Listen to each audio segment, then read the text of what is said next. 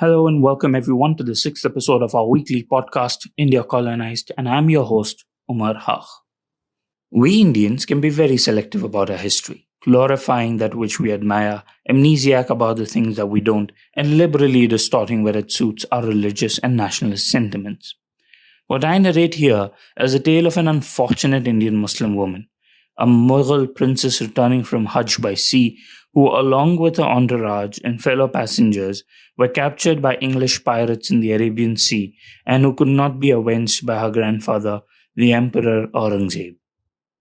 It was the month of September, 3.25 centuries ago, in the year 1695. The Mughal Empire was at its zenith. For the first time in its history, the whole of Indian subcontinent had been brought under one unified rule by Aurangzeb. He held sway over his vast dominions from his newly established capital of Aurangabad. At that time, the Mughal Empire was one of the richest in the world. Every seafaring European nation had established trading relations with India, dotting its shoreline with storage and processing facilities which they called factories. No European country could afford to earn the wrath of the emperor. At his displeasure, would have wrecked their economies, caused massive loss of jobs, and put a huge dent in their exchequer. As we have previously seen in our episode of Child's War, this has been quite evident with what happens when you mess with the emperor. The Arabs of the Hijaz region viewed the Indian Muslims much as the latter look upon the former today. The Sharifs of Mecca depended on the goods that were sent by Indian Muslims for running the affairs of the two holy mosques and keenly awaited the arrival of the rich philanthropist contingent of royal Indians for the annual pilgrimage, in a hope of receiving presents, gifts, and handouts. The Mughal emperor, from Akbar to Aurangzeb, always lavished hundreds and thousands of rupees, millions in today's currency, and thousands of qillats, those are robes of honor, and expensive gifts on the rulers and the people of the two holy sites. But the majesty and the splendor of the Mughal on land was compensated in equal measure by their impotence on the ocean, where first the Portuguese, then the Dutch, followed by the French, and finally by the British, held complete and unchallenged hegemony in seafare. The Portuguese and the Mughals arrived in India almost simultaneously. The former landed on the coast, while the latter on the lands of northwest. The tragedy that a rogue British naval captain turned pirate would wreak upon a helpless granddaughter of Aurangzeb Alamgir in 17th century had been foretold in the conduct of Vasco da Gama in 1502 during his second visit to India. When he discovered the sea route to India in his first voyage in 1498 and mercilessly burned and sunk a Muslim ship off coast of Calicut, killing all 500 pilgrims on board, and he carried out this wanton act as an mark of retribution and a punishment to the local ruler and people of Calicut for having murdered 70 of his countrymen during an earlier trading visit by the Portuguese. Henceforth, the Arabs would have dominated the trade around the Indian Ocean since Roman times, had to surrender this monopoly forever to all the technologically advanced and military strong Europeans. Portugal quickly prohibited all shipping in Arabian Sea that didn't carry their letter of permission. At this time, the future Emperor Babur was a mere 15-year-old who was embroiled in a conflict with other warlords for a kingdom to rule in Fergana. He was still far from abandoning this cherished quest for fortunes in India. The difficulty of implementing law over the oceans gave rise to piracy. Many of the great English sea captains, including Sir Walter Raleigh and Sir Francis Drake, actually alternated between the roles of commissioned naval commanders and pirates as they preyed upon Spanish colonies and ships. This suited British national interests, and the pirates were officially known as privateers and were therefore seen as assets to the empire and the crown.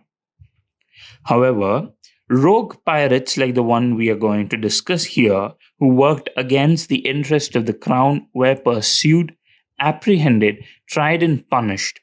Piracy, when prosecuted, could have led a person to the face of death penalty.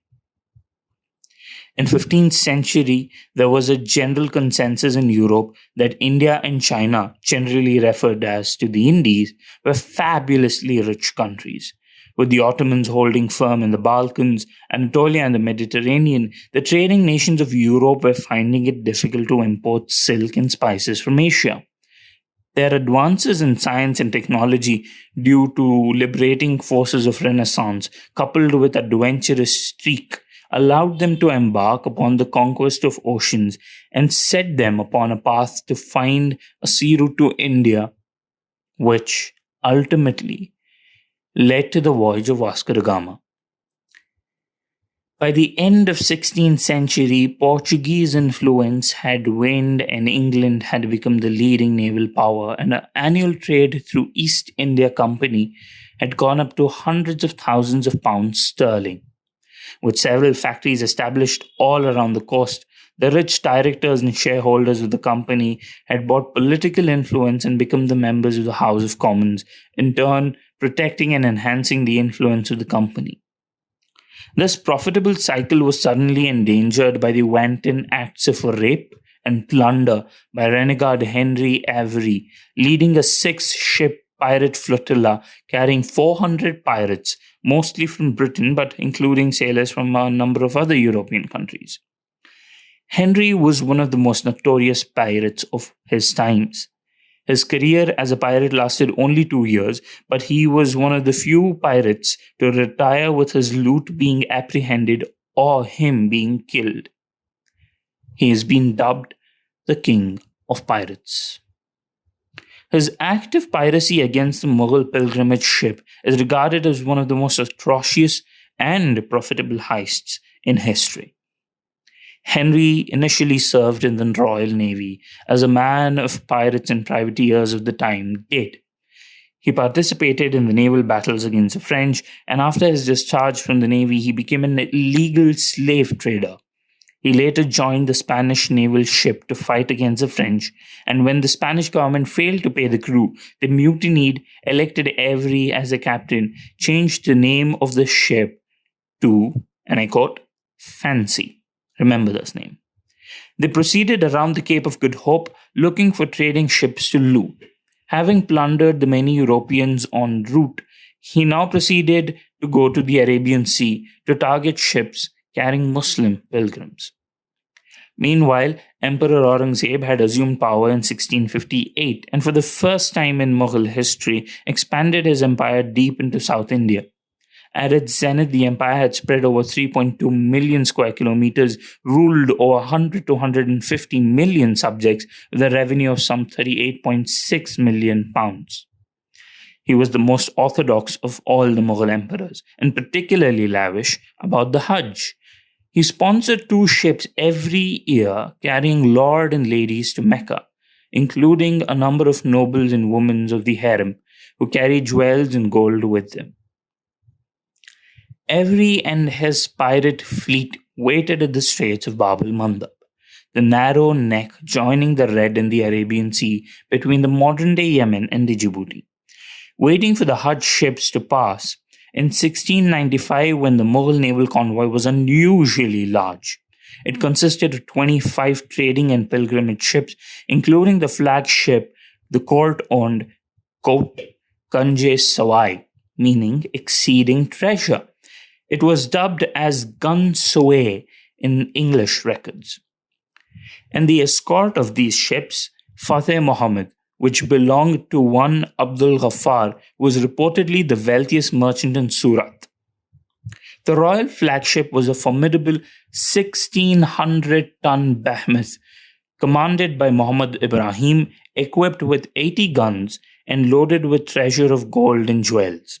It carried an armed guard of 400 musketeers and 600 passengers, including a daughter or maybe a granddaughter of the Mughal emperor, along with her maids and companions. Initially, the convoy was able to elude the pirates and head for Surat.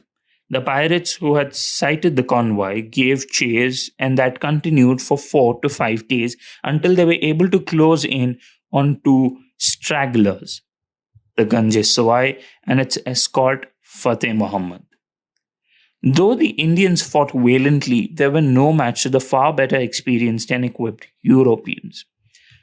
Fateh Muhammad was first attacked by the pirate ship Amity, commanded by Captain Thomas Stew, a notorious English pirate in his own fame. He had vast experiences of operating in these waters. In the battle, Tew was shot in the stomach by a broadside of the Mughal ship and was mortally wounded. The Indian musketeer bearing soldiers captured the Amity and took the crew as prisoners. The battle, however, weakened the resolve of the crew of the Mughal escort ship, who were perhaps awed by the pursuing 46-gun Fancy. Henry was able to overcome resistance and board easily. He recovered the imprisoned pirates and looted the ship. The total haul from the Fateh Muhammad was 50 to 60,000 pounds, close to $30 million in current currency, sufficient to buy the Fancy 50 times over. Having looted his first prey, the pirates now gave chase to the far bigger Mughal flagship and caught up with it about 8 days out of Surat. Henry's opening lucky broadside hit Ganj-i-Sawai's main mast and broke it. Unable to draw away or maneuver, it became an easy target for the far more agile pirate ships. The pirate drew alongside. Joel Baer writes in his book Pirates of the British Isles that for a moment, a volley of Indian musket fire prevented the pirates from clambering aboard, but one of the Ganj-i-Sawai's powerful cannon exploded instantly, killing many and demoralizing the Indian crew, who ran below deck or fought to put out the spreading fire. Henry's men took advantage of the confusion, quickly scaling the Ganj-i-Sawai's steep side. Peter Earle confirms in his book, The Private Wars, that a ferocious hand-to-hand battle now ensued, lasting 2 to 3 hours, in which the pirates prevailed and subdued the ship's defenses. Here comes the dark part. The details of the treatment of the ship's crew and passengers have all been well preserved in contemporary records. A man by the name Muhammad Hashim Khafi Khan, who was present in Surat at the time, and his narrative that he wrote is based on the accounts of eyewitnesses. According to Khan, on seeing the pirates on board, the Captain Ibrahim ran below the deck, armed the slave girls, and sent them to upper deck to fight the pirates. The crew and the guard of the ship gave up resistance early. Some of the armed guards did put up a disorganized resistance, killing several of Henry's men. However, after hours of leaderless struggle, the Indian resistance collapsed and the pirates took over the ship. The loot from Ganj E Swai, the greatest ship in Indian fleet, totaled somewhere between 300 to 600,000 pounds, including 500,000 gold and silver pieces, which in current value amounts to somewhere 200 to 400 million dollars. All told, it may have been the richest ship ever taken by pirates, making Henry the richest pirate in the world.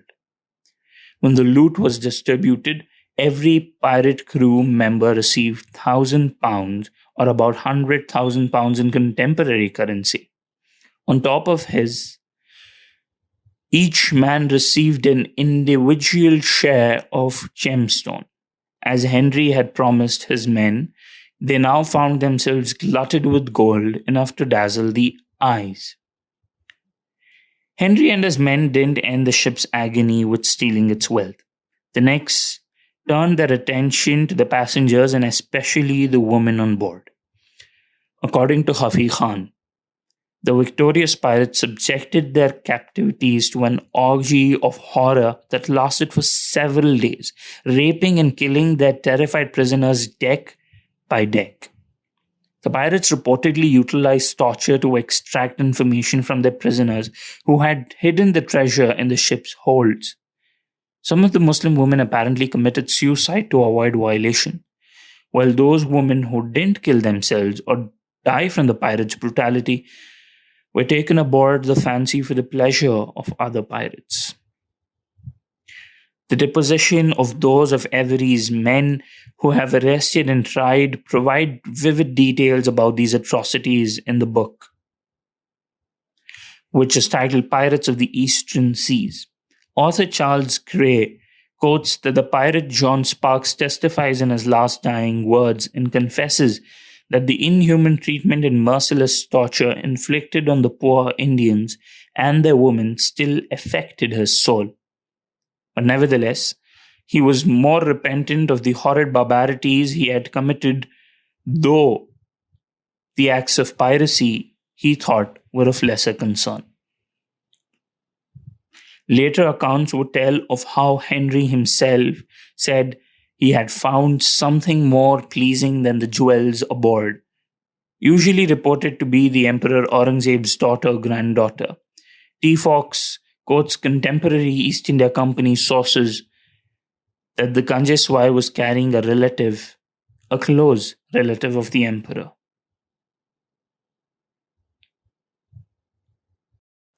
Thank you everyone for tuning in for today's episode. Please stay in touch for the second part of the same episode coming up next week.